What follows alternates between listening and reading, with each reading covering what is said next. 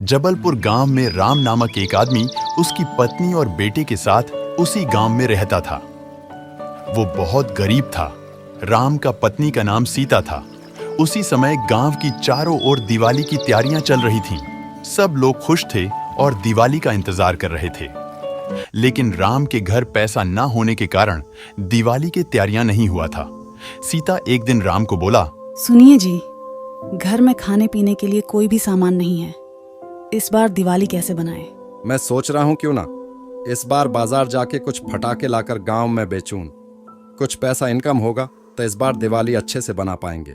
हाँ जी, ये तो अच्छी बात है। तो ठीक है, मैं कल सुबह ही फटाके खरीदने के लिए बाजार चला जाऊंगा। बाजार बहुत दूर है, आने में रात हो जाएगी। राम उसके अगले ही दिन सुबह सुबह फटाके खरीदने के लिए घर से निकल पड़ा। गांव से बाजार जाने के लिए एक जंगल पड़ता है। राम बाजार से फटाके खरीदकर गांव आने में रात हो गया। वो जंगल बहुत ही खतरनाक था। राम थोड़ा घबराते हुए उस जंगल को पार कर रहा था। अचानक उसको एक आवाज सुनाई दिया। इतनी रात को ये आवाज कहाँ से आ रहा है? राम डरते हुए घर आ रहा था। अचानक एक चुड़ैल उसके सामने आ गया। राम डरते हुए बोला, कौन हो तुम? मुझे छोड़ दो, मुझे घर जाना है। इतनी जल्दी कहाँ जाओगे? भूत राम का सारा सामान लेकर ऊपर चला गया। अरे मेरा फटाके! तू मेरी बात नहीं मानेगा तो मैं तुझे मार दूंगा। कौन सी बात, जल्दी बताइए। मैं तुम्हारा सारा बात मानने को तैयार हूँ, लेकिन मुझे घर छोड़ दो। मैं तुझे छोड़ दूंगा, लेकिन उसके बदले तू मुझे हर दिन खाना ला कर देगा। बहुत दिन से कुछ खाना नहीं खाया हूँ। अगर तू खाना लेकर नहीं आएगा तो मैं तुझे मार दूंगा। राम उदास होकर घर आया और घर आकर अपनी पत्नी को सारा बात बताया।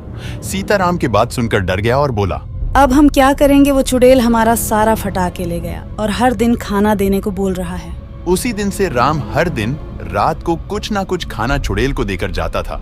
कुछ दिन बाद राम के घर का सारा सामान खत्म हो गया।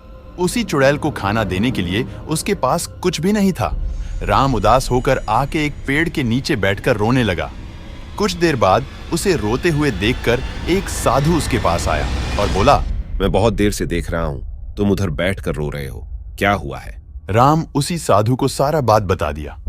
साधु राम की सारा बात सुनकर बोले, मैं तुमको एक प्लान बता रहा हूँ। तुम ये गंगा जल लो और इस बार तुम कुछ खाना बनाकर ये जल को डाल दो और चुड़ैल को खाने के लिए दे दो। वो चुड़ैल भस्म हो जाएगा। साधु की बात मानकर राम घर आया और घर आके घर में जो कुछ था उसमें खाना बनाकर साधु ने दिया हुआ जल को खाने में मिला दिया और खाना लेकर उसी चुड़ैल के पास गया। हर दिन की तरह चुड़ैल खाना खाने जा रहा था। अचानक, नहीं, ये क्या हो रहा है? मैं तुझे नहीं छोड़ूंगा। वो चुड़ैल भस्म हो गया।